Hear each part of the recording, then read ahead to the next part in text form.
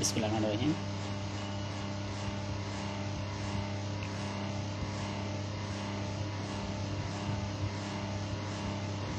আমার প্রিয় বায়ু বন্ধুগণ,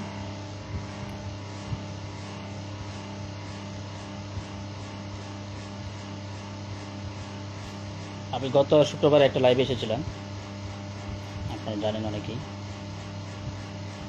এখানে আমি প্রায় 44 মিনিট কথা বলেছিলাম। আমি বেশ কয়েকটা গুরুত্বপূর্ণ বিষয় নিয়ে কথা বলেছিলাম। তার মধ্যে অন্যতম গুরুত্বপূর্ণ বিষয় ছিল ডেলিভারি স্টোরি নিয়ে, এবং তারপর বলেছিলাম আজাদ কাশ্মীর নিয়ে। তো দুটা বিষয় সম্বন্ধে আমি অবগত ছিলাম। তার মধ্যে একটা বিষয় হচ্ছে আপনার চট্টগ্রাম সমন্বয় বন্দর ইস্যুটি নিয়ে। ওই সময় যদি আমি অবগত ছিলাম, তারপরে আমি সেদিন গত সপ্তাহে যে লাইব্রেরি এসেছিলাম, সর্বশেষ আমাদের লাইব্রেরি একটিতে, আমি এই বিষয়ে কিছু বলিনি। কিন্তু এখন আমাকে সেটা বলতে হচ্ছে। আজ আমি আমার ভিডিওর হেডলাইনে দিয়েছি সেটা, যে আপনারা দেখছেন চট্টগ্রাম সমুদ্র বন্দর মানবিক করিডোর এবং সমসাময়িক অন্যান্য বিষয়গুলি নিয়ে। আমি আজকে এই কয়েকটা বিষয় নিয়ে কথা বলতে আপনাদের সাথে।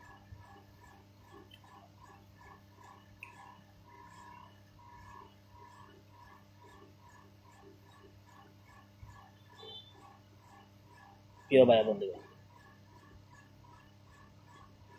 প্রিয় ভাই বোনেরা, আপনারা জানেন চট্টগ্রাম সমুদ্র বন্দর হচ্ছে বাংলাদেশের প্রবেশদ্বার। একে বাংলাদেশের প্রবেশদ্বার বলা হয়।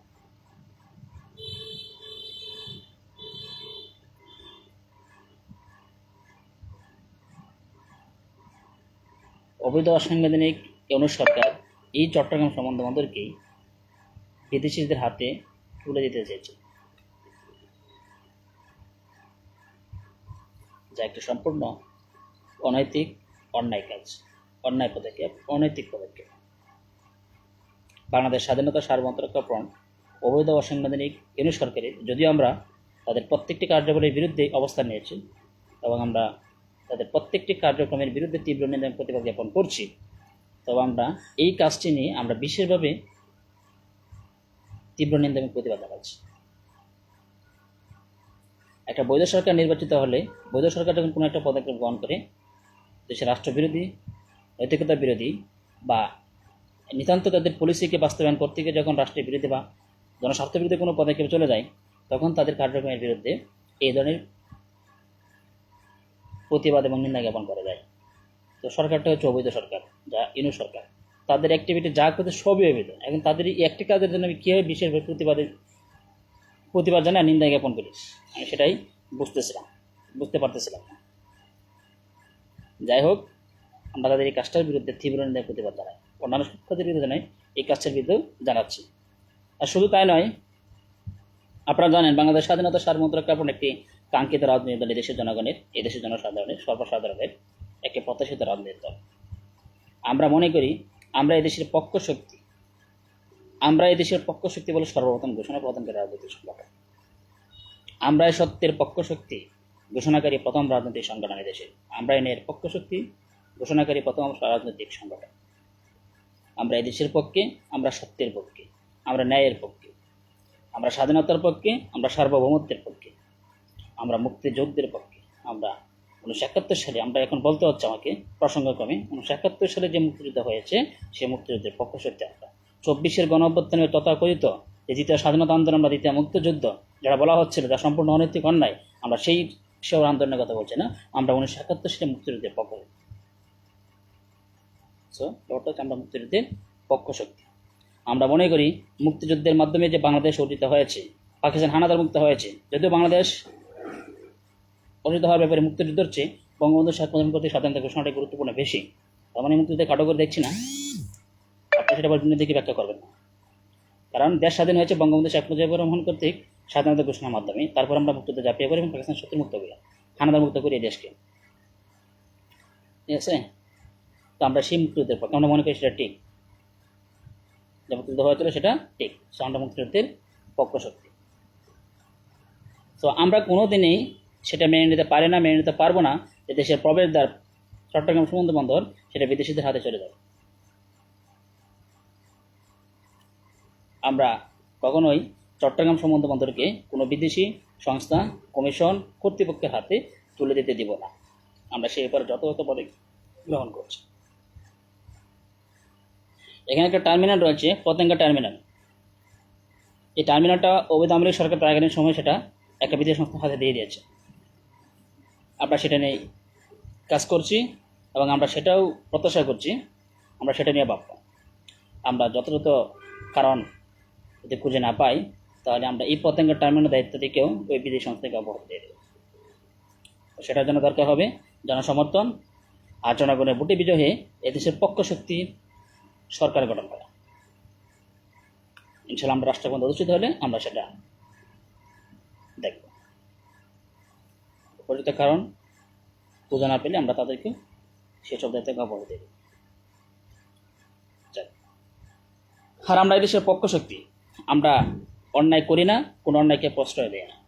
অবৈধ অসাংবিধানিক সরকার তার অবৈধ অসাংবিধানিক পন্থায় যে ক্ষমতা আছে সেই ক্ষমতাকে আরও দীর্ঘায়িত করার জন্য, সেই ক্ষমতা টাকাটাকে আরও দীর্ঘায়িত করার জন্য সে যে একটা পদক্ষেপ নিয়েছে তার মধ্যে অন্যতম একটি পদক্ষেপ ছিল, নিতে চেয়েছিল বা নিতে নিয়েছে, সেটা আপনারা বলেন।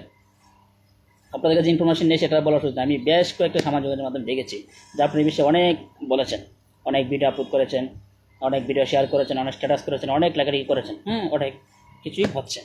তো আমি দেখলাম যে যথেষ্ট ইনফরমেশন আপনাদের হাতে অনেক ইনফরমেশন আপনাদের হাতে আছে, বা যাক ভালো, সচেতন থাকা ভালো, এরকম সচেতনতা আসলে দরকার। তো তোর মধ্যে একটা পদক্ষেপ ছিল যে চট্টগ্রাম সমুদ্র বন্দরকে বিদেশিদের হাতে দিয়ে দেওয়া। এটা নিঃশান্তই ছিল বিদেশিদেরকে খুশি করার জন্য। কিন্তু দুর্ভাগ্যবশত তোমাকে একটা প্রসঙ্গে বলতে হচ্ছে যে এটা স্বাধীনতা সার্বভৌমত্বের সাথে সংশ্লিষ্ট একটা বিষয়। ঠিক আছে? তো দেখেন, এই দেশের আইন রয়েছে, এই দেশের সংবিধান রয়েছে, স্বাধীন সার্বভৌম দেশ হিসেবে দেশের সব কিছু রয়েছে। তো সব কিছু থাকার পরেও যখন একজন নাগরিক, আর সে তো একজন নাগরিক নয় শুধু, সে একজন বিশিষ্ট নাগরিক, যদি সে এখন সাংবিধানিক সীমা লঙ্ঘন করায়, সংবিধান অবমাননার অভিযুক্ত করা থাকায় এবং তার বিভিন্ন কর ফাঁকির বিভিন্ন অভিযোগ থাকায় সে বিশিষ্ট নাগরিক, যেমন নোবেলজয়ী বিশিষ্ট নাগরিক, তবু তার কি ওই বিশিষ্ট নাগরিকরা এখন কি বিভিন্ন অপরাধের কর্মের সাথে জড়িত, সেটা এখন বিবৃত হতে পারে সমাজে। তো ডক্টর ইউনূস হচ্ছে এরকম একজন ব্যক্তি যেখানে বিশিষ্ট ব্যক্তি হওয়া সত্ত্বেও সে বিভিন্ন অপকর্মের সাথে জড়িত এবং তারই উপকর্ম তাকে সাথে বুক করতে হবে। না হলে সমাজে যে কী ধরনের একটা মানে সামাজিক ভারসাম্যহীনতা কী সৃষ্টি হয় আপনারা সেটা বুঝতে পারছেন। আমার মনে হয় না যে সংসদ যারা রয়েছেন তারা কেউ বোঝার বাকি আছেন বিষয়টা। আর যদি না বুঝতে রাখেন তাহলে এখন তো আমাদের সাথে যোগাযোগ করতে পারেন, আমরা আপনাদেরকে দেখিয়ে দিব যে সামাজিক ভারসাম্যতা কী করে সৃষ্টি হয়। কোনো অপরাধ যখন অপরাধ করে তাকে অপরাধের সাজা না দিয়ে যখন বিভিন্নভাবে দায়মুক্তি দেওয়ার অপচেষ্টা করা হবে, তখন সমাজে এক ধরনের একটা সামাজিক ভারসাম্যহীনতা চলে আসতে পারে। যেমনটা ঘটেছে ডক্টর ইউনূস সরকারের ক্ষেত্রে, ডক্টর ইউনূসের ক্ষেত্রে। ডক্টর ইউনূস আমি তার সাজা কার্যকর করার জন্য যথাযথ পদক্ষেপ গ্রহণ করেছিলাম, কিন্তু আমার কথা হচ্ছে যেখানে সাজা রায় হয়ে গেছে, তার সাজা দেওয়া হয়ে গেছে, তখন সে কী করে জামিন পায়? এটাই আন্দোলনের আগে, গণঅভ্যুত্থানের আগে, আন্দোলন তো চলাকালীন সময়, কিন্তু গণঅভ্যুত্থানের আগে সেটা নাকি তারও আগে, আমার ঠিক এই মুহূর্তে খেয়াল আসতেছে। ঠিক আছে, যে তাকে সাজা দেওয়া হয়ে যাওয়ার পরেও সে জামিন পেয়ে গেছে, তারপর থেকে হচ্ছে। আর যাক, এখন ছোটো একটা অপরাধ ছিল, তার মতো 6 মাসের সাজা হয়েছিল, সে তারই অপরাধটা সাজা সে ভোগ করতে পারেনি, সে বিভিন্নভাবে সে কোর্ট থেকে জামিন নিয়ে বের হয়ে চলে আসে, তার সাজা সর্বশেষ কি কোর্ট থেকে সেটাকে বাতিল করে দেওয়া হয়, সে অবৈধ অসাংবিধানিক পন্থায় প্রধান উপদেষ্টার শপথ গ্রহণ করে। কিন্তু কথা হচ্ছে এখন যে সে অপরাধগুলো করছে, আর এই বিষয়ে আমি দেখেছিলাম মার্কিন যুক্তরাষ্ট্র নাকি কোন কুসম্মত একাধিক রাষ্ট্র থেকে তার একটা সুপারিশ ছিল, তাকে যেন সাজা না দেওয়া হয়, তাকে যেন সাজা মৌকুফ করে দেওয়া হয়, এক্সেট্রা এই জাতীয় সুপারিশ ছিল। কিন্তু আমার কথা হচ্ছে ডক্টর ইউনূস সাহেব এখন যা করেছেন, সংবিধানের সীমা লঙ্ঘন করেছেন, সংবিধানের 7 নং অনুচ্ছেদে সে রাষ্ট্রদ্রোহের অভিযুক্ত হয়েছে, তার কর ফাঁকির বিভিন্ন অভিযোগ রয়েছে, তারপর মানবতা বিরোধী অপরাধ তার মধ্যে রয়েছে, তারপর রাষ্ট্রদ্রোহিতার চট্টগ্রাম সমুদ্র বিদেশিদের হাতে দিয়ে সে দেশের স্বাধীনতা সার্বভৌমত্ব কী করতে চেয়েছিল সেটা অভিযোগ রয়েছে। তারপর আপনার মিয়ানমারকে জাতিসংঘের আহ্বানে মানবিক করিডোর প্রদান করতে চেয়েছিল, সেই অভিযোগ রয়েছে। সেই সকল বিধের সাজা এখন কীভাবে সে মৌকুফ করাবে? আমার কথা হচ্ছে সেটা। এবং আমরা বাংলাদেশ স্বাধীনতা সার্বভৌমত্ব রক্ষা ফ্রন্টে সেই যথাযথ পদক্ষেপ তাকে যথার্থ সাজা প্রদান করার জন্য, এবং আমরা আশাবাদী আমরা এই ব্যাপারে নাকি সফল হব। আমরা সফল হয়েছি অবৈধ আওয়ামী লীগ সরকারকে হঠাৎ দেশের রাষ্ট্রকুমার থেকে। আমরা সফল হয়েছি 24-এর গণঅভ্যুত্থানকে তৃতীয় স্বাধীনতা আন্দোলন বলে ছাড়িয়ে দেওয়া অপচেষ্টাকে প্রতিহত করতে আমরা সক্ষম হয়েছি। আমরা সফল হয়েছি সেকেন্ড প্রক্লেমেশন অফ রিপাবলিক নামে একটি ঘোষণা থেকে এই অপচেষ্টাকারীদেরকে বিরত রাখতে। আমরা সফল হয়েছি রাষ্ট্রপতির পদত্যাগ করিয়ে দেশকে একটা সাংবিধানিক সংকটের সৃষ্টি করে দেশের স্বাধীনতা সার্বভৌমত্বকে হুমকি দিয়ে ফেলে অপচেষ্টা করা হয়েছিল, আমরা সেক্ষেত্রে সফল হয়েছি। এছাড়াও আমরা অনেক ক্ষেত্রে সফল হয়েছি। আমরা আশাবাদী অবৈধ অসাংবিধানিক ইউনূস সরকারের প্রধান উপদেষ্টা ডক্টর ইউনূস, অবৈধ প্রধান উপদেষ্টা ডক্টর ইউনূসের বিরুদ্ধে যে সকল অভিযোগ আমি একটু আগে বলেছি, সে সকল অভিযোগে সাজা প্রদান করাতে আমরা সক্ষম হব, আমরা এরপরেও সফল হব। একটা বিষয় আমি একটা স্ট্যাটাস করেছি গত রাত্রে দেখবেন আমি কয়েকটা শেয়ার করেছি, এবং আজকে সকালেও কয়েকটা পোস্ট আমি শেয়ার করেছি। আমার একটা বলা হচ্ছিল যা আওয়ামী লীগ সরকার পালিয়ে গেছে, আপনারা জানেন আওয়ামী লীগ সরকার আগে এবং শেখ হাসিনা সহ সেই দেশের এখন আমরা যতটুকু জানি সে দেশের বাইরে আছে, সে পলাতক আছে। তো যাই হোক, সে আত্মগোপনে আছে। আর ভারত যেহেতু আমাদেরকে এখনো সন্তুষ্ট করে বলে নাই যে সে ভারতে কোন জায়গায় আছে, তা আমরা এই বিষয়ে নিয়ে কথা নাই বললাম এখন এই মুহূর্তে। যাক, সে আত্মগোপনে আছে।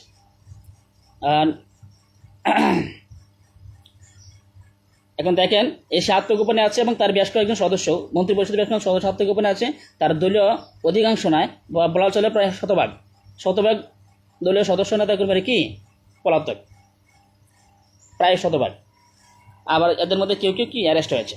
আচ্ছা যাক, এখন দেখেন এই যে দেশ ছেড়ে পালিয়েছে, এটার জন্য আবার কি দেশের বাড়ি থেকে গিয়ে আমরা যতটুকু উপলব্ধি করতে সক্ষম হয়েছি, সেই দেশকে আবার নিয়ন্ত্রণ করার প্রচেষ্টা করছে, যেটা এদেশের জন্য হুমকি, স্বাধীনতা সার্বভৌমত্বের জন্য হুমকি। তো যাই হোক, আমাদের যথাযথ পদক্ষেপের ফলে আমরা এখন উপলব্ধি করতে সক্ষম আছি, গত কয়েকদিনের মধ্যে সেটা একটু কম। ঠিক আছে, বাংলাদেশ স্বাধীনতা সার্বভৌমত্ব রক্ষা ফ্রন্টের যথাযথ পদক্ষেপগুলি সেটা আমরা কি নিয়ন্ত্রণ করতে সক্ষম হয়েছি। যাই হোক, এভাবে যদি চলে তাহলে সেটা ভালো। এখন কথা হচ্ছে, এই অপরাধীকে সে যখন দেশ ছেড়ে রাষ্ট্রক্ষমতা ছেড়ে, যদিও পদত্যাগপত্রে কোনো দালিলিক প্রমাণ না দিয়ে সে দেশ ছেড়ে পালিয়েছে, এখন তাকে আবার দেশে ফিরে আনার জন্য আমাদের অনেক ধরনের কার্যকর পদক্ষেপ গ্রহণ করতে হচ্ছে। ঠিক আছে, শুধু শেখ হাসিনা নয়, আরও যে অনেক অপরাধী ছিল তারাও দেশ ছেড়ে পালিয়েছিল, তাদেরকে দেশে এনে বিচারের সম্মুখীন করার জন্য আমাদের যথাযথ পদক্ষেপ গ্রহণ করতে হচ্ছে। কিন্তু ব্যাপারটা হচ্ছে, ওই সে তো আর আমার দেশের মধ্যে নয়, বা তারা তো আমার দেশের মধ্যে নেই। আমার দেশের আইন কানুন আর অন্য দেশের আইন কানুন তো এক না। আমার দেশের আইন অনুযায়ী যে আইন আছে, যে কোনো কোর্ট থেকে গ্রেপ্তারি পরোয়ানা জারি হলে সে দেশের যেখানে থাকুক, মানে যা হয় তাকে খুঁজে বের করার মতো একটা এভিডেন্স হচ্ছে, এখানে কোনো পাসপোর্ট ভিসার কোনো প্রয়োজন নেই। তাদেরকে দায়িত্ব দেওয়া হবে, আইন শৃঙ্খলা বাহিনী বলে, পুলিশ বাহিনী বলে, র্যাব যাই বলেন। ঠিক আছে, তারা গ্রেপ্তার করতে যথাযথ পারবে। কিন্তু অন্য দেশের ক্ষেত্রে সেটা সম্ভব না। আপনি তো পারবেন অন্য দেশে কি আপনি নিজে গ্রেপ্তার করতে পারবেন? অবশ্যই না। এখানে আন্তর্জাতিক আইন রয়েছে, স্বরাষ্ট্রের আইন রয়েছে, সেসব আইন অনুযায়ী সেটা করতে হবে। তা আমরা এই যে এক ধরনের একটা ভোগান্তি, আমরা এই ভোগান্তির মধ্যে আর যেতে চাই না। আমরা চাচ্ছি অবৈধ অসাংবিধানিক ইউনূস সরকার এবং তার যত সদস্যগণ রয়েছেন তারা সম্পূর্ণ অসাংবিধানিক, অবৈধ, শতভাগ অবৈধ সরকার। তো তারা যাতে আর পালাতে না পারে সেই ব্যাপারে আমরা যথাযথ পদক্ষেপ গ্রহণ করেছি। তাদেরকে পালাতে দেওয়া যাবে না। ঠিক আছে, তারা আমি দেখলাম যে আজকে বেশ মাতামাতি হচ্ছে যে তারা নাকি পদত্যাগ করবে, এই করবে, সেই করবে, আবার কেউ বলছে পদত্যাগ করবে না। হ্যাঁ, যাক, সেটা যারাই করুক, ওই ধরনের পদত্যাগ যে শপথ গ্রহণ জনগণের নিকট গ্রহণযোগ্য হবে না। আর তার যে যদি পদত্যাগ করেও, তাহলে পদত্যাগপত্রে কোনো কি বেরো থাকবে না। জনগণের নিকট সেগুলো একটু পাঠানো নয়। জনগণের কাছে একটাই বিবেচিত বিষয়, সেটা হচ্ছে যে সে অবৈধ অসাংবিধানিক পন্থায় সরকার গঠন করেছে, অবৈধ অসাংবিধানিক পন্থায় সে ক্ষমতায় গ্রহণ করেছিল, এবং অবৈধ পন্থায় বিভিন্ন অনৈতিক, অসামাজিক, বেআইনি পদক্ষেপ গ্রহণ করেছিল, জনগণের স্বার্থবিরোধী বিভিন্ন পদক্ষেপ গ্রহণ করেছিল। আর সবচেয়ে বড় কথা হচ্ছে সে অবৈধ অসাংবিধানিক পন্থায় সংবিধানের সীমা লঙ্ঘন করে সে রাষ্ট্রক্ষমতা গ্রহণ করেছিল। তার থেকে সেই সকল অপরাধের সাজা ভোগ করতে হবে। জনগণের কাছে বিবেচিত বিষয় কিন্তু সেটা, সে পদে করবে কিনা, সে শপথ গ্রহণ করেছে কিনা, সেটা তো সম্পূর্ণ অবৈধ। সে কোন আইনে যে পদে করে শপথ গ্রহণ করেছিল, কোন আইনে যে শপথ গ্রহণ করবে, পদত্যাগ করবে, আমার কথা হচ্ছে এটা। সে পদত্যাগ করবে না করবে সেটা আমাদের বিবেচ্য বিষয়। আমাদের কথা হচ্ছে এখন বৈধ সরকার গঠিত হয়ে যাবে, দেশ রক্ষা করতে হবে, জনগণের নির্বাচিত সরকার গঠিত করতে হবে, সেটা হচ্ছে কথা। আর এই ব্যাপারে এখতিয়ার সংবিধান অনুযায়ী শুধু রাষ্ট্রপতি রয়েছে। এমত অবস্থায় শুধু রাষ্ট্রপতি নির্বাচন আয়োজন করে ফেললেই হবে। আমি নির্বাচন কমিশনের ব্রিফিংটা আমি শুনেছি এই বিষয়ে, তারা যে ব্রিফটা করেছিল বলেছে সরকারের এখতিয়ার, কিন্তু এই সরকার অবৈধ সরকার। সো এই সরকারের এখতিয়ার আছে সেটা বলা যাবে না। আমরা বাধ্য হব আপনাদের বিরুদ্ধে এরপরে যদি এই ধরনের কথাবার্তা এরপর থেকে শুনি, তাহলে আমরা আপনাদের বিরুদ্ধে যথাযথ পদক্ষেপ গ্রহণ করতে বাধ্য হব। আপনারা একটা কাজ করেছেন, সংবিধানের যে 3 মাস সময়সীমা ছিল, সংবিধান অনুযায়ী 3 মাসের মধ্যে নির্বাচন আয়োজন করতে পারেননি। তারপর ছিল যে ভোট দিতে 3 মাস বলা ছিল, দৈব দুর্বিভাগ। আমরা দৈব দুর্বিভাগ হিসেবে একটা বিষয় বিবেচনা ঘোষণা করেছিলাম মেমন ভাই, দেশের স্বার্থে, দেশের জনগণের স্বার্থে। কিন্তু এই দৈব দুর্বিভাগের সামনে ভোট দিয়ে 3 মাসের মধ্যে আপনারা নির্বাচন আয়োজন করতে পারেননি। তারপরেই যখন 6 মাস অতিক্রম হয়ে যায়, আমি একটা লাইভে এসে আপনাদের বিরুদ্ধে এটা বলি এবং আহ্বান করেছিলাম আপনাদের পদত্যাগ করার জন্য। কিন্তু আপনারা বেশ কিছুদিন মিডিয়ার বাইরে ছিলেন, প্রায় 2 থেকে 3 মাস। এখন হঠাৎ করে এই মাসে কিছুদিন আগে থেকে আবার মিডিয়া আসতেছেন, এসে আবার কি বলা শুরু করছেন, এটা নাকি সরকারের এখতিয়ার। এটা সরকারের এখতিয়ার অবশ্যই আছে, কিন্তু সংবিধানে সেটা শুধু রাষ্ট্রপতির। এখন তো রাষ্ট্রপতির এখতিয়ার। যদি রাষ্ট্রপতির সংবিধান অনুযায়ী প্রধানমন্ত্রীর পরামর্শক্রমে সব কার্য করেন, তাহলে আপনারা যে বিধান যে বলেছেন যারা সরকারের এখতিয়ার, আমরা সেটা মেনে নিতে পারতাম। কিন্তু কথা হচ্ছে যে সরকার এখন যে 2 সরকার রাষ্ট্রের মধ্যে অধিষ্ঠিত আছে, 151 সরকার এবং ইউনিট সরকার, তার 2 সরকার অবৈধ সরকার। এর মতো অবস্থায় আমরা মনে করি যে রাষ্ট্রপতি যথাযথভাবেই নির্বাচন আয়োজন করলে হয় এবং আপনারা সেই মোতাবেকই নির্বাচনের তফসিল ঘোষণা সহ সব কিছু করতে হবে। আমরা সেটাই প্রত্যাশা করছি। অবৈধ সরকার একবার গঠিত হয়েছে, কিন্তু বারবার অবৈধ সরকার গঠিত হবে সেটা আমরা চাই না, দেশের জনগণ চায় না, বাংলাদেশ স্বাধীনতা সার্বভৌমত্ব সেটা চায় না। আমরা চাই অবৈধ সরকার গঠিত হতে তাদের বিচার হবে। হ্যাঁ, এবার একটা বৈধ সরকার গঠিত হোক, দেশ সরকার করতে হবে। আমরা সেই ব্যাপারে যথাযথ পদক্ষেপ গ্রহণ করছি, কারণ আমরা সত্যের পক্ষে, আমরা ন্যায়ের পক্ষে, আমরা দেশের পক্ষে, এদেশের স্বাধীনতা সার্বভৌমত্বের পক্ষে।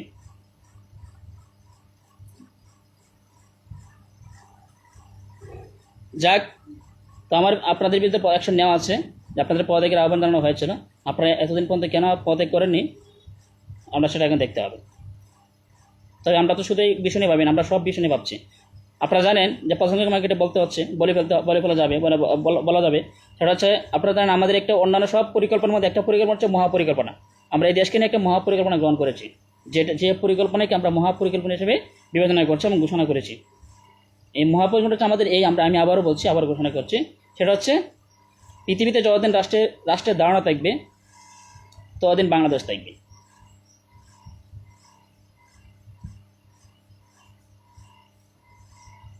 এই হচ্ছে আমাদের মহাপরিকল্পনা। এই মহাপরিকল্পনা আমরা বাস্তবায়ন করার জন্য বিভিন্ন পদক্ষেপ গ্রহণ করছি। আমরা 20 বছরের মধ্যে কোনো পরিকল্পনা গ্রহণ করছি না শুধু, বা আমরা এরকম ঘোষণা করছি না যে আমাদের 2030 সাল পর্যন্ত রাষ্ট্রক্ষমতা থাকতে হবে। ঠিক আছে, আমরা বলছি যে আমরা মহাপরিকল্পনা ঘোষণা করেছি এবং গ্রহণ করেছি যে পৃথিবীতে যতদিন রাষ্ট্রের ধারণা থাকবে ততদিন বাংলাদেশ থাকবে। ইনশাল্লাহ সেটা ধরে নিতে পারে কালকে আমাদের বাংলাদেশ থাকবে, যেহেতু উই আর মুসলিম, আমরা সেটা বিশ্বাস করি এবং এটা ঠিক। হ্যাঁ, তো তার আগ মুহূর্ত পর্যন্ত বাংলাদেশ থাকবে, আমরা সেই মহাপরিকল্পনা গ্রহণ করেছি। আরেকটা বিষয়, যুদ্ধের প্রসঙ্গটা বলতে হবে। আমি অবৈধ সাংগঠনিক সরকারের বিরুদ্ধে একটা অভিযোগ আপনাদের সামনে উপস্থাপন করেছিলাম, সেটা হচ্ছে কি, তাদের অনেক বিভিন্ন সদস্যের বিরুদ্ধে এবং তাদের বিরুদ্ধে, যে তারা বিভিন্নভাবে উস্কানি দিচ্ছিল যাতে বাংলাদেশ একটা যুদ্ধে জড়িয়ে পড়ে, অথবা বাংলাদেশের সাথে অন্য কোনো একটা রাষ্ট্র যুদ্ধে জড়িয়ে পড়ে। এই যুদ্ধে জড়িয়ে পড়লে তাদের কি সুবিধা হবে আমি সেটা বলেছিলাম। তারা এরকম একটা সুবিধা চেয়েছিল যে বাংলাদেশ যদি কখনো যুদ্ধে জড়িয়ে পড়ে তাহলে দেশের আইন অনুযায়ী তাদের নিরাপত্তা নিশ্চিত করতে হবে। কিন্তু তারা হয়তো সেটা বলে গেছে যে তারা অবৈধ সরকার, তাদের নিরাপত্তা নিশ্চিত করা আদৌ সম্ভব হতো না, আদৌ সম্ভব নয়। সেটা সরকারকে তাদের নিরাপত্তা নিশ্চিত করা এটা আদৌ সম্ভব নয়, সুযোগ সুবিধা সেটা আদৌ সম্ভব নয়। আপনারা কত অন্তর্গত দেখতে পারেন, আমরা দেবো না। বাংলাদেশ স্বাধীনতা সার্বভৌমত্ব সেটা হয়ে যাবে না। তখন তারা অবৈধ সংগঠনের কথা বিভিন্ন অ্যাক্টিভিটি জড়িত আছে, তাদের এসব অপরাধে তাদের সাজা ভোগ করতে হবে। সো তাদেরকে সুযোগ সুবিধা দেওয়ার ব্যাপারে ভাবা যায়, সেটা আমরা চিন্তা করি না, পাবে না। তো আমরা যারা কি এই ধরনের যুদ্ধ বিগ্রহ, তা প্রশ্ন আমি যেটা বলতে চেয়েছিলাম অ্যাকচুয়ালি সেটা হচ্ছে, আমরা কিন্তু বারবার যুদ্ধ করার জন্য এই যুদ্ধ প্রসঙ্গে ইনুসার কিন্তু সে বারবার সে এই কাজটা করতে চেয়েছিল। বিভিন্ন উস্কানির কথা আমরা তা শুনেছি। সে চট্টগ্রাম সম্বন্ধে 7 সিস্টার্স নিয়ে কি একটা কথা বলেছে, আমি জানি না সে কতটা কাণ্ডজ্ঞান কথাবার্তা হলে সেই ধরনের কথাবার্তা গিয়ে চট্টগ্রাম সম্বন্ধে থেকে চট্টগ্রাম থেকে কথা বলতে পারে যে 7 সিস্টার্স, ভারতের 7 সিস্টার্স নিয়ে সে কথা বলছে। ঠিক আছে, যাকে আপনারা কী বলেছে আপনারা জানেন, আমি আর সেটার উদ্ধৃতি খুব উদ্ধৃতি করছি না। তো আমরা রাষ্ট্রক্ষমতা থেকে আমরা সিনে ভাববো। তো কথা হচ্ছে বাংলাদেশ 1971 সালে যুদ্ধ করেছে, আপনারা জানেন। আমরা 1971 সালের 26শে মার্চ বঙ্গবন্ধু শেখ মুজিবুর রহমান কর্তৃক এক স্বাধীনতা ঘোষণার মাধ্যমে তার আহ্বানে ঝাঁপিয়ে পড়ি এবং আমরা মুক্তিযুদ্ধ করি। আমরা তখনই তার কিছুদিন পর আমরা প্রবাসী সরকার গঠন করি, প্রবাসী সরকার শপথ গ্রহণ করে স্বাধীনতা ঘোষণাপত্র ঘোষণা করি এবং তারপর থেকে আমরা বিভিন্ন পদক্ষেপ গ্রহণ করা হয় এবং শেষ পর্যায়ে আমরা দীর্ঘ 9 মাস 9 দিন রক্তক্ষয়ী মুক্তিযুদ্ধের মাধ্যমে মুক্তিযুদ্ধের পর 1971 ডিসেম্বর পাকিস্তান হানাদার বাহিনীকে পরাস্ত করতে সক্ষম হই। আমরা বিজয় যদি সেটা প্রমাণ করতে সক্ষম হই। পৃথিবীর বুকে বাংলাদেশ নামক একটা রাষ্ট্রের আত্মপ্রকাশ গড়াতে সক্ষম হই, যদিও সে 1971 26 মার্চ থেকেই স্বাধীন বাংলাদেশ স্বাধীন। তো 16 ডিসেম্বর থেকে আমরা তারপর থেকে মোটামুটি অনেক রাষ্ট্রের স্বীকৃতি অর্জন করতে পারি তাকে, যদি এর আগে থেকে করেছিলাম ভারত এবং ভুটানের স্বীকৃতি অর্জিত হয়েছিল আমাদেরকে হয়েছিল। যাক, তা আমি বলছি এই যে 1971 মুক্তিযুদ্ধ করা হয়েছিল, সেই মুক্তিযুদ্ধ করা হয়েছিল এই জন্যেই এই দেশকে পাকিস্তান হানাদার মুক্ত করার জন্য। বারবার মুক্তিযুদ্ধ করতে হবে, বারবার যুদ্ধ করতে হবে, এই জন্য কিন্তু এই 1971 মুক্তিযুদ্ধ করা হয়। সো আমি সংস্কৃত উদ্দেশ্য করে বলছি যে দেশ মুক্তিযুদ্ধ করে স্বাধীন করা হয়েছে, স্বাধীনতা ঘোষণার মাধ্যমে বলা যাবে, বারবার যুদ্ধ করার জন্য নয়। কোনো রাষ্ট্রের সাথে অন্য কোনো রাষ্ট্রের সাথে যুদ্ধ করার জন্য এই দেশ মুক্তিযুদ্ধ করে দেশ স্বাধীন হয়নি। বাংলাদেশ স্বাধীনতা সার্বভৌমত্ব রক্ষণ সেটাই বিবেচনা করে। আমরা রক্ত একবারই দিয়েছি, সেটা বলতে পারবো।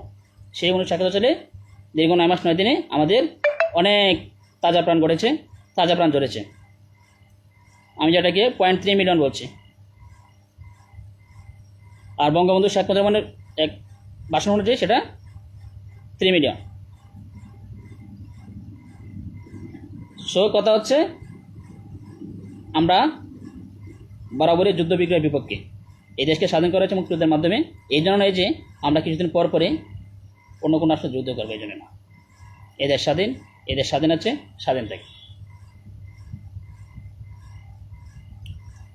যাই, আমি আরেকটা বিষয় নিয়ে কথা বলবো, সেটা হচ্ছে কি একটা মানবিক করিডোর, তথাকথিত মানবিক করিডোর। আপনারা জানেন অবৈধ অসাংবিধানিক কোনো সরকার মিয়ানমারকে মানবিক করিডোর নামে এক ধরনের করিডোর প্রদান করতেছে। দেশকে একটা অস্থিতিশীল পরিস্থিতিতে ফেলার অপচেষ্টা করেছিল, দেশের স্বাধীনতার সার্বভৌমত্বকে হুমকিতে ফেলার অপচেষ্টা তারা করেছিল। তারা জাতিসংঘের আহ্বানে, জনগণের কোনো ম্যান্ডেট নেই, যেখানে জনগণের ম্যান্ডেট সরকার হলে তাদের বিরুদ্ধে আন্দোলন ঘোষণা করে ফেলা হয়ে যেত কিনা, বা মানে তাদের অনেক বিরুদ্ধে অনেক দাবি দেওয়া বা অনেক পদক্ষেপ হয়ে যেত কিনা। এখানে যেখানে জনগণের কোনো ম্যান্ডেট নেই, একটি অনির্বাচিত সরকার, একটি শতভাগ অবৈধ সরকার, সেই সরকার নাকি এই সকল বিষয়টি ভাবা শুরু করে। তারা নাকি এই নীতিগত অনুমোদন দিয়ে দেয় এবং তারপরে অ্যাডমিনিস্ট্রেটিভ কার্যকর করার চেষ্টা করে। তারা কি জনগণকে চোখে দোলা দিয়ে কি আমরা তো কোনো মানবিক করিডোর দিচ্ছে না, বা আমরা কোনো করিডোর দিচ্ছে না, আমরা দিচ্ছি তাদের সঙ্গে যে সহযোগিতাগুলো আমাদেরকে পাঠাবে আমাদের দেশে, সেই সহযোগিতা, সেই ওষুধপত্রগুলো, অন্যান্য সরঞ্জামগুলো আমরা তাদের দেশে পৌঁছে দেবো। সে যাই হোক, এর ঘুরিয়ে ফিরিয়ে সে এক কথা হয় সেটাকে করিডোরই হয়, ঠিক আছে। তো যে যাই হোক, অনেকের কাছে একটা বিষয় বিভিন্নভাবে বিবেচিত হতে পারে, তাদের কাছে যদি সেটা করিডোর হিসেবে বিবেচিত না হয় সেটা ভিন্ন ব্যাপার।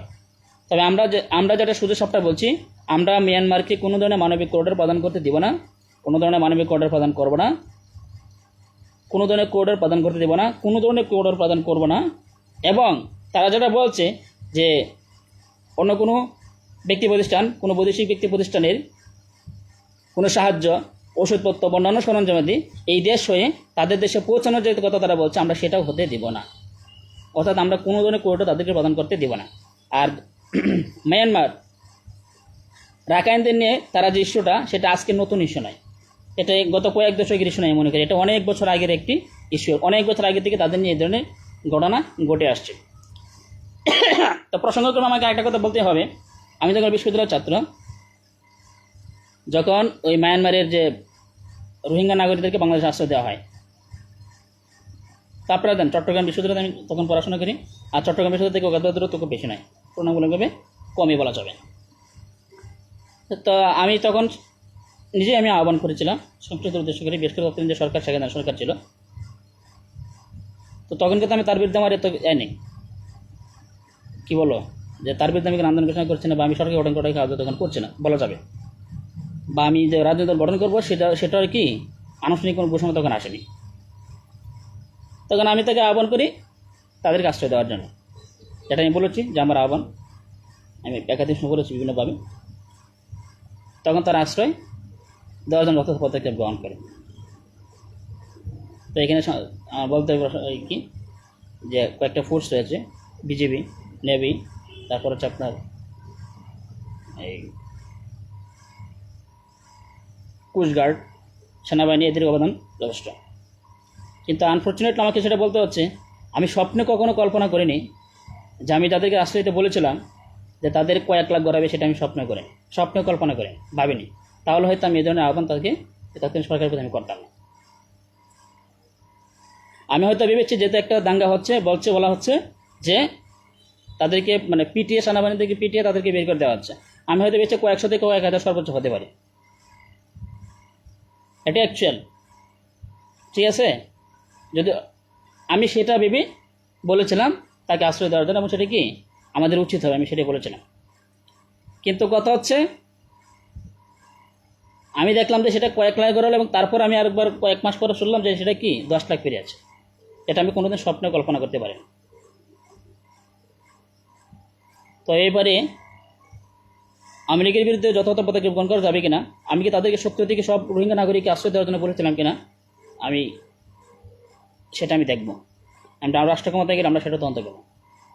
আমি এখনও বলছি, স্পষ্ট ভাষায় বলছি যে আমি কোনো স্বপ্ন কল্পনা করিনি তাদের এত রোহিঙ্গারা দেশে চলে আসবে, আর আমি মিয়ানমারের সব রোহিঙ্গা নাগরিকদেরকে আশ্রয় দেওয়ার কথা বলিনি।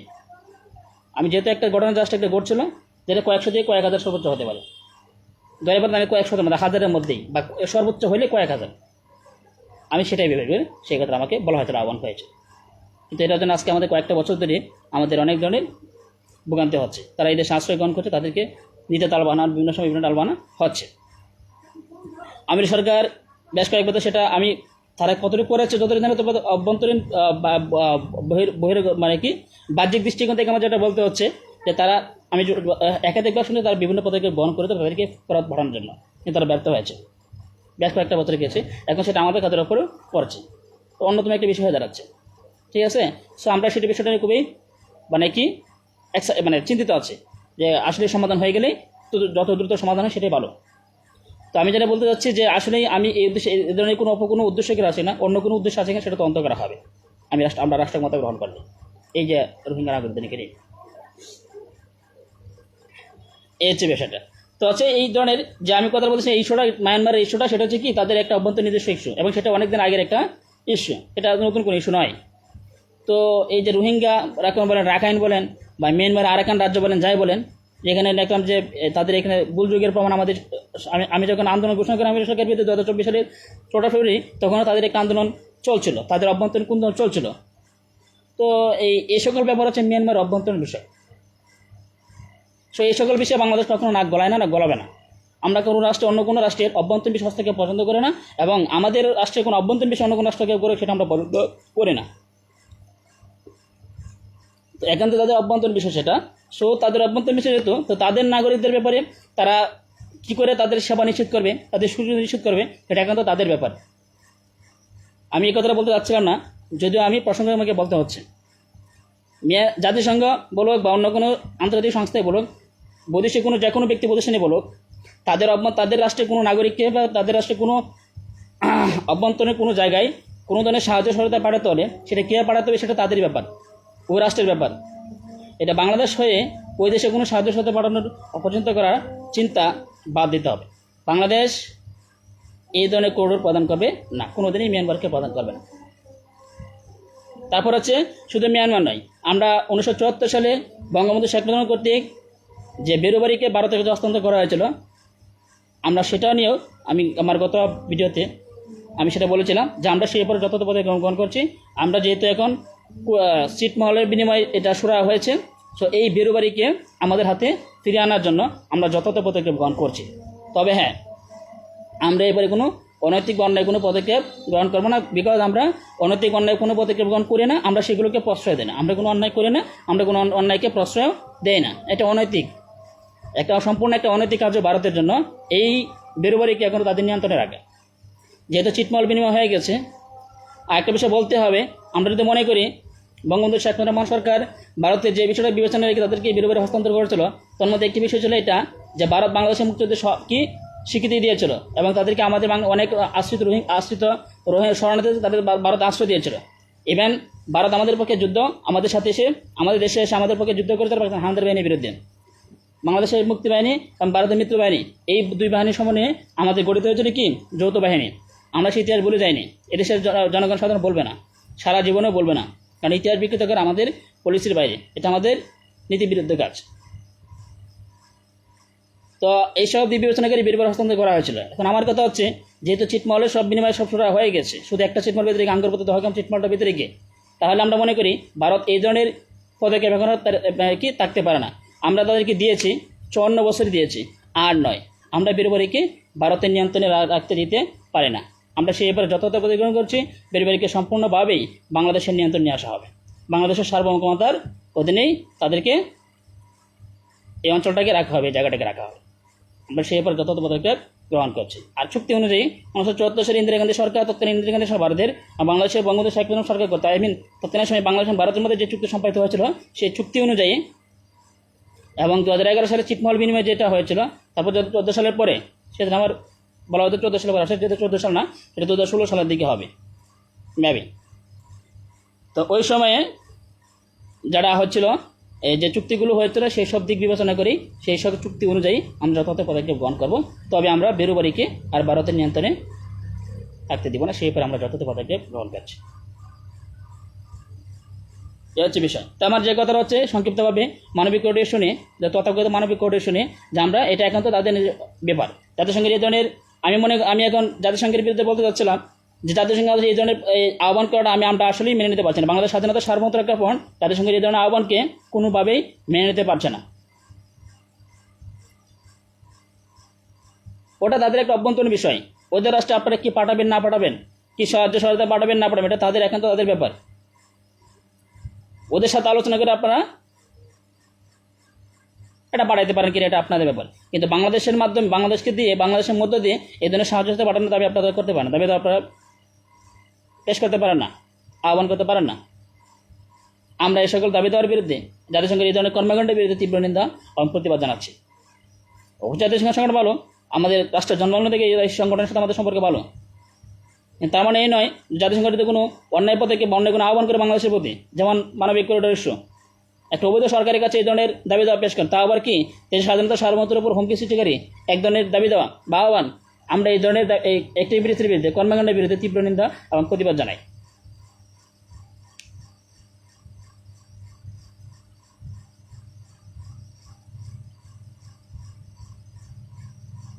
আমরা তো এই যে বাংলাদেশে আশ্রিত রয়েছে রোহিঙ্গা শরণার্থীরা, আমরা তাদেরকে আপনারা বিভিন্ন সহযোগিতা দিচ্ছেন। যেহেতু একটা সংস্থা রয়েছে, আন্তর্জাতিক আইন রয়েছে, সেই আইন অনুযায়ী আপনারা তাদেরকে সাহায্য সহায়তা দিয়ে যাচ্ছেন, অবশ্যই দিয়ে যাবেন। আমরা সেটা শুধু দিয়ে যাচ্ছি সেটা না, আমরা বলেছি যে আপনারা দিয়ে যাবেন, যতদিন পর্যন্ত তাদেরকে দেশে ফিরিয়ে না নেবে বা যতদিন পর্যন্ত তাদেরকে নির্দেশে ফেরত পাঠানো সম্ভব না হবে, ততদিন পর্যন্ত আপনাদেরকে সাহায্য সহায়তা করে যাবেন। আমরা বরং তো আপনাদেরকে আহ্বান করেছি। আমরা তাদের মধ্যে বলেননি যে রোহিঙ্গা শরণার্থী বাংলাদেশে আশ্রয় দিয়েছে, তাদেরকে আপনারা কোনো ধরনের সাহায্য সহায়তা পাঠাতে পারবেন না, কোথায়? না তো, কই? বরং আমরা বলেছি যে আপনারা সাহায্য অব্যাহত রাখবেন। কিন্তু বাংলাদেশের মধ্য দিয়ে আপনারা মায়ানমারে অভ্যন্তরে কোনো একটা গোষ্ঠীর জন্য সাহায্য সহায়তা পাঠাবেন, সেটা দেশের স্বাধীনতা সার্বভৌমত্বের জন্য হুমকি সৃষ্টিকারী বিষয়। সো আমরা আপনাদের এই ধরনের প্রস্তাব ঘৃণা করে প্রত্যাখ্যান করছি, আর এসব কর্মকাণ্ডের বিরুদ্ধে আপনাদের বিরুদ্ধে তীব্র নিন্দা এবং প্রতিবাদ জ্ঞাপন করছি।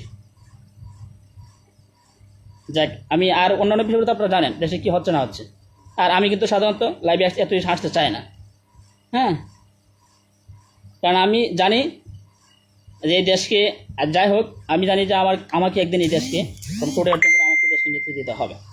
আমি সেগুলোকে কাজ করছি, কিন্তু তার মানে এই নয় যে আমি শুধু ক্ষমতা জানার জন্য কাজ করছি। আমি ক্ষমতায় আমার ক্ষমতা থাকতে হবে, আমি সেটা মনে করি আমাকে একাধিক মেয়াদে থাকতে হবে, বহু সময় আমাকে টাকা রাখতে পারে, কিন্তু তার মানে এই নয় যে শুধু আমি বহু সময় টাকার জন্য কাজ করছি। আমি এদেশের প্রত্যেকটা বিষয় নিয়ে ভাবছি। এই মিডিয়া এসে এই সময় নষ্ট করার মতো এই মানে পুলিশ আমার নেই। আমি দেখছি যে এই বিষয়টা আমাকে মিডিয়া আসতে হবে। আমার রেজিস্টার করে দেন বিভিন্ন ফেসবুক স্ট্যাটাসের মাধ্যমে, বিভিন্ন ভিডিও শেয়ার করার মাধ্যমে যে স্ট্যাটাসে হয়, দেখা যাচ্ছে না আমাকে ভিডিওতে লাইভে আসতে হবে। এবং আজকে যখন সময় পেলাম বললো ঠিক আছে আমি আজকে লাইভে এসে বিষয়টা নিয়ে সুরাহা করি। তারপর আশা করি বুঝতে পারছেন। তার কয়েকটা বিষয় নিয়ে আমি কথা বলে শেষ করে দেবো। যে আমি গত ভিডিওতে দেখেছিলাম, বলেছিলাম শিক্ষা প্রতিষ্ঠানগুলোর প্রতি আমার একটা আহ্বান ছিল। আপনারা জানেন বর্তমানে দুটো সরকার অবৈধ সরকার আছে। একটা সরকার তো কাগজের মধ্যে সীমাবদ্ধ, তাদের অনেকে গ্যারেস্ট আর বাকিরা পলাতক। আরেকটা হচ্ছে অবৈধ সরকার তারা আছে, তারা এখন অফিস করছে। 8-9 মাস হয়েছে, আমি ছিল 10 মাস চলতেছে এটা, যে তারা এখন অফিস করছে। আমরা এসব অ্যাক্টিভিটিস মেনে নিতে পারছি না। ঠিক আছে, আপনারা জানেন আমরা আওয়ামী লীগের বিরুদ্ধে প্রত্যেকটা কাজের তালা ঝোলানোর ঘোষণা দিয়েছিলাম এবং এখনও পর্যন্ত প্রত্যেকটা কাজের তালা ঝুলছে এবং কোনো কার্যালয় উধাও হয়ে গেছে আপনারা জানেন। এবং তাদের কেন্দ্রীয় কার্যালয় সেটাকে ভেঙে চুরমার করে দেওয়া হয়েছে। এদেশের জনতা তাদের ভেঙে চুরমার করে দিয়েছে। হ্যাঁ, আমরা সেই দিকে অনেকটা শিক্ষা পেয়েছি। আমাদের কি অভিজ্ঞতা হয়েছে যে আমরা একটা সরকারকে অবৈধ সরকার উঠেছিলাম, কিন্তু আনফর্চুনেটলি এই অবৈধ সরকার হটানোর পরে তার চেয়ে বড় অবৈধ সরকার গড়ে থেকে জিনিস নীতিতে সেইটা আমরা বিবেচনায় আছে। যে কারণে আমরা অবৈধ সাংবিধানিক সরকারের বিরুদ্ধে সেরকম কোনো পদক্ষেপ নেই, যেতে চাচ্ছি না, যেতে পারছি না। বিভিন্ন অ্যাক্টিভিটিস, তার মধ্যে একটা অন্যতম একটা কারণ হচ্ছে আপনারা জানেন যে আপনারা কী জানেন, আমি সর্বসাধারণ উদ্দেশ্য করে বলছি, আপনারা কোন দলের সংগঠন আমি দেখছি এর মধ্যে কয়েকটা রাজনৈতিক সংগঠন আত্মপ্রকাশ করেছে এবং আত্মপ্রকাশ করার লক্ষ্যে আহ্বায়ক কমিটি ঘোষণা করেছে কোনো সংগঠন। এই সকল সংগঠনের সদস্যপদ আপনারা টিকিট গ্রহণ করছেন, কিন্তু দেশের পক্ষ শক্তি, দেশ স্বাধীনতা সার্বভৌমত্বের পক্ষ শক্তি অবৈধ আওয়ামী লীগ সরকারকে এদেশের রাষ্ট্রের মধ্যে চিরদিনের জন্য বিদায়করণকারী রাজনৈতিক সংগঠন বাংলাদেশ স্বাধীনতা সার্বভৌমত্ব রক্ষা ফ্রন্টের সদস্যপদ আপনারা সেভাবে গ্রহণ করছেন না। যেখানে আমার এদেশের বিভাগীয় সংগঠন, জেলাভিত্তিক সংগঠন, উপজেলাভিত্তিক সংগঠন এবং আমার বিভিন্ন সহযোগী সংগঠনের কমিটি আদৌ দেওয়া সম্ভব হয়নি, আজ পর্যন্ত দেওয়া সম্ভব হয়নি।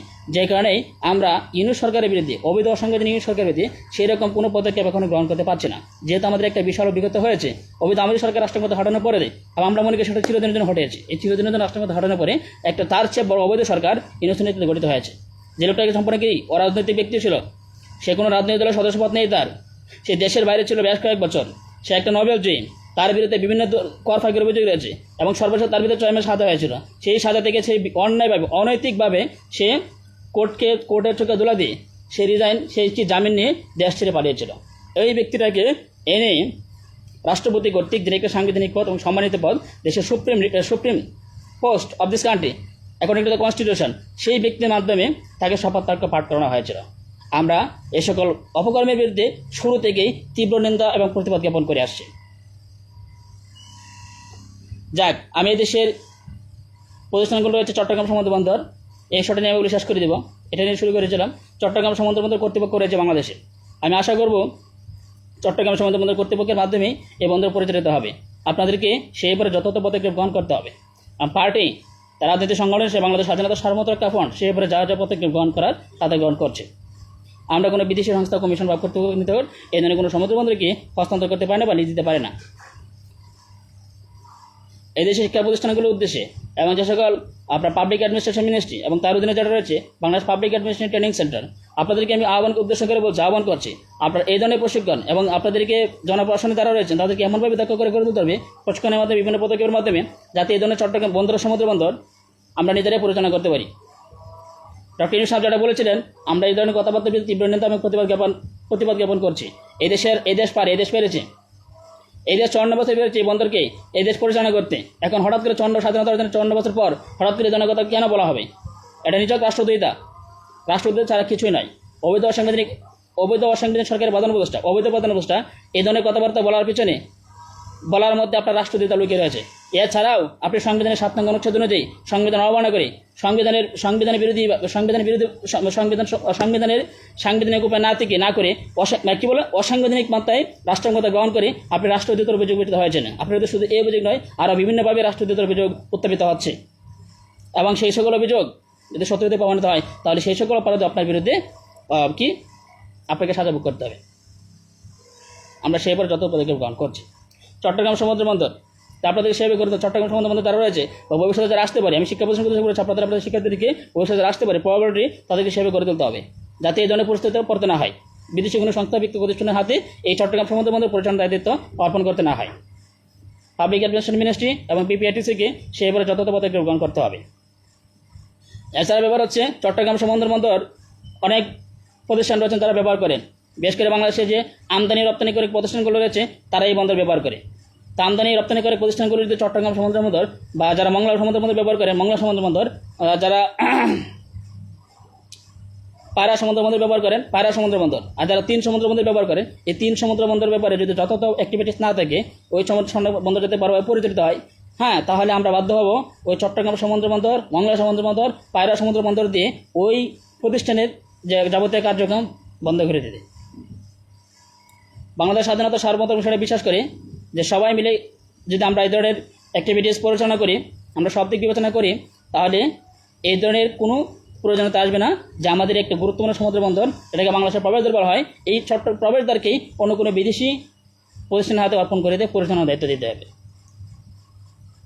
আপনাদের প্রতি আমাদের আহ্বান হচ্ছে, আপনারা সংশ্লিষ্ট বিষয়গুলো যারা রয়েছেন, যেমন বাণিজ্য করবেন, যারা আমদানি রপ্তানি করেন, যে সকল প্রতিষ্ঠান যা রপ্তানি করেন বা আমদানি করেন, আপনাদের এই 3টা সমুদ্র বন্দর, তার বিভিন্ন স্থল বন্দর রয়েছে, বিভিন্ন নদী বন্দর রয়েছে, এই সকল বন্দর সমূহ নিয়ে আপনাদের যথাযথ অ্যাক্টিভিটিস, আপনাদের কাছ থেকে আমরা যথাযথ কার্যক্রম প্রত্যাশা করছি। বন্দর যাতে সুপথে পরিচালিত হয়, বন্দরের নিয়ে মানে কি ঠিকভাবে পরিচালিত হয়, মানে বিভিন্ন দিক দিয়ে আপনাদের কাছ থেকে আমরা যথাযথ অ্যাক্টিভিটি প্রত্যাশা করছি। আর যদি আপনারা এই অ্যাক্টিভিটিস এই ব্যাপারে অগ্রণী ভূমিকা পালন করতে হবে, অন্যরা কেন করবে? আমি অন্যদেরকে কেন এই ব্যাপারে দায়িত্ব দিব? কারণ তারা তো তাদের কাছ থেকে কোনো সুবিধা গ্রহণ করছেন, আপনারা সরাসরি তাদের কাছ থেকে, এই বন্দর কাছ থেকে, ওই স্থল বন্দরের কাছ থেকে, নদী বন্দরের কাছে সুযোগ সুবিধা গ্রহণ করছেন, তাহলে আপনাদেরকে সেই ব্যাপারে ভাবতে হবে। আর যদি মনে করেন যে না, আমরা অতীত আওয়ামী লীগ সরকার, বিএনপি নেতৃত্বে 4 দলীয় জোট সরকার বা আরও অন্যান্য সরকার ছিল, তাদের সময় যেভাবে করতেন সেভাবে হবে, তাহলে সেটা ভুল হবে। কারণ আপনারা জানেন, একটি সরকার যখন পরিবর্তন হয়, অন্য একটি দল ক্ষমতায় আসি বা অন্য একটি সরকার গঠন করে, তখন স্বাভাবিকভাবে তার পরিস্থিতি ভিন্ন হয়ে থাকে। ইভেন একই দলে যখন ভিন্ন ব্যক্তি সরকার গঠন করে বিভিন্ন মেয়াদে, তখন তাদের মধ্যে পরিস্থিতি ভিন্ন হয়ে থাকে। আর যদি সেটা এক দল থেকে অন্য দল হয়, তাহলে তাদের পরিস্থিতিগত পার্থক্য অনেক হতে পারে। আর যদি আমি বলি যে একটা হবে স্বরাষ্ট্রপন্থী রাজনৈতিক সংগঠন, অপরটা হবে রাষ্ট্রদ্রোহী রাজনৈতিক সংগঠন, তাহলে তাদের মধ্যে তফাৎটা কী হবে? অনেক অনেক অনেক তফাৎ থাকবে। বাংলাদেশ স্বাধীনতা সার্বভৌমত্ব কেমন হচ্ছে স্বরাষ্ট্রপন্থী রাজনৈতিক সংগঠন। আমরা সত্যের পক্ষে, আমরা ন্যায়ের পক্ষে। সো আমি সংশ্লিষ্ট যারা রয়েছেন, সমুদ্র বন্দর কর্তৃপক্ষ, তারপর আপনার বিভিন্ন কয়েকটা মিনিস্ট্রি, এর মধ্যে বাণিজ্য মন্ত্রণালয়, নৌপরিবহন মন্ত্রণালয়, তারপর হচ্ছে বিভিন্ন প্রতিষ্ঠান যারা আমদানি রপ্তানির কাজে সরাসরি জড়িত করছেন, বিভিন্ন বেনিফিট সরাসরি নিচ্ছেন ওই বন্দরের কাছ থেকে, ওই স্থল বন্দরের কাছ থেকে, ওই নদী বন্দরের কাছ থেকে, আমি তাদের কাছ থেকে সেই ব্যাপারে যথাযথ অ্যাক্টিভিটিস প্রত্যাশা করছি। আর অ্যাক্টিভিটিস, যে প্রতিষ্ঠানের অ্যাক্টিভিটিস যেরকম হবে, ওই সকল ক্ষেত্রে সেই সকল প্রতিষ্ঠান ওই সকল বন্দরের কাছ থেকে সেরকম সুযোগ সুবিধা প্রত্যাশা করতে পারবে।